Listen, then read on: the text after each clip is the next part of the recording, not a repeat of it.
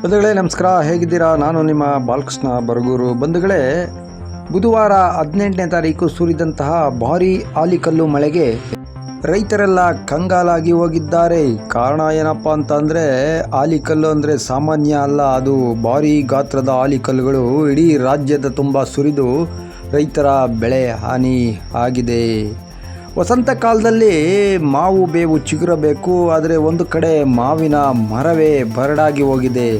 ಚಿಗುರಿದ್ದಂಥ ಎಲೆಯೆಲ್ಲ ಉದುರೋಗಿದೆ, ಹೂವುಗಳು ಉದುರೋಗಿದ್ದಾವೆ, ಕಾಯಿಗಳು ಉದುರೋಗಿದ್ದಾವೆ. ಹಾಗೆ ಮತ್ತೊಂದು ಕಡೆ ದಾಳಿಂಬೆ ಸಹ ನಾಶ ಆಗ್ತಾ ಇದೆ. ಕಡೆ ಸಿದ್ನಳ್ಳಿ ಗ್ರಾಮದಲ್ಲಿ ನೋಡಬೇಕು ಅಂತಂದರೆ ಪಪ್ಪಾಯಿ, ಪರಂಗಿ ಹಣ್ಣು ಅಂತೀವಲ್ಲ, ಅದ್ರ ಬಿದ್ದಂತಹ ರಭಸಕ್ಕೆ ಗಿಡವೇ ಸಹ ಒಣಗೋಗಿದ್ದಾವೆ, ಎಲೆಗಳೆಲ್ಲ ಉದುರೋಗಿದ್ದಾವೆ, ಹಣ್ಣುಗಳೆಲ್ಲ ಹಾಳಾಗಿದ್ದಾವೆ.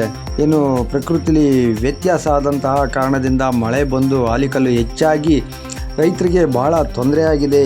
ಬಂಧುಗಳೇ, ಯಾರೆಲ್ಲ ಈ ವಿಡಿಯೋ ನೋಡ್ತಾ ಇದ್ದೀರಾ ಶೇರ್ ಮಾಡಿ. ಹಾಗೆ ಇಲಾಖೆಯ ಅಧಿಕಾರಿಗಳಿಗೆ ಗಮನಕ್ಕೆ ತರುವಂತಹ ಕೆಲಸ ಕೂಡ ಮಾಡಿ. ಆ ರೈತರಿಗೆ ಏನಾದರೂ ಒಂದು ಸರ್ಕಾರದಿಂದಾಗಲಿ ಇಲಾಖೆಯಿಂದಾಗಲಿ ಒಂದಷ್ಟು ಪರಿಹಾರ ಅಂತ ಸಿಕ್ಕಿದ್ರೆ ಆ ರೈತ ನೆಮ್ಮದಿ ಆಗಿರ್ಬೋದು. ಇಲ್ಲ ಅಂತಂದರೆ ಹಾಕಿದಂಥ ಬಂಡವಾಳ ಸಮೇತ ಕಳ್ಕೊಂಡು ಅವನು ಮನೆ ಸೇರಬೇಕಾಗುತ್ತೆ, ಇಲ್ಲ ಮಶಾಣ ಸೇರಬೇಕಾಗುತ್ತೆ. ಸಿದ್ನಳ್ಳಿ ಗ್ರಾಮದ ಕಾಮಗನಹಳ್ಳಿ ಸರ್ವೆ ನಂಬರ್ 65ರಲ್ಲಿ ಹಾಕಿದಂತಹ ಪಪ್ಪಾಯಿ ಸಂಪೂರ್ಣ ನಾಶವಾಗಿದ್ದು, ಇಲಾಖೆ ಅಧಿಕಾರಿಗಳು ತಿಪ್ಪೇಸ್ವಾಮಿಯನ್ನು ರೈತರಿಗೆ ಧೈರ್ಯ ತುಂಬಬೇಕಾಗಿ ವಿನಂತಿ.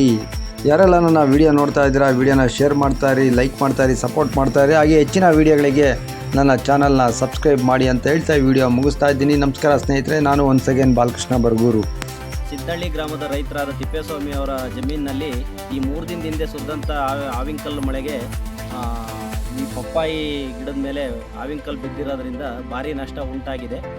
ಬಂದ್ಕೊಂಡು ಇಲ್ಲೆಲ್ಲ ನೋಡಿದಾಗ ತುಂಬ ನಷ್ಟ ಹೊಂದಿದ್ದಾರೆ. ಇವರು ರೈತರು ತುಂಬ ಸಾಲ ಸೂಲ ಮಾಡ್ಕೊಂಡು ಇದು ಮಾಡಿರ್ತಾರೆ. ಆದರೆ ಅವ್ರಿಗೆ ಯಾವುದೇ ಅಧಿಕಾರಿಗಳವರು ಸ್ಪಂದಿಸ್ತಿಲ್ಲ ಅಂದರೆ ರೈತರು ಆತ್ಮಹತ್ಯೆ ಮಾಡ್ಕೊಳ್ಳೋದು ಇದರಿಂದಲೇ. ದಯವಿಟ್ಟು ಸಂಬಂಧಪಟ್ಟ ಕೃಷಿ ಇಲಾಖೆ ಅಧಿಕಾರಿಗಳಾಗಿರ್ಬೋದು, ತೋಟಗಾರಿಕೆ ಇಲಾಖೆ ಅಧಿಕಾರಿಗಳಾಗಿರ್ಬೋದು, ಈ ಕೂಡಲೇ ರೈತರಿಗೆ ಧೈರ್ಯ ತುಂಬುವಂಥ ಕೆಲಸ ಮಾಡಬೇಕು.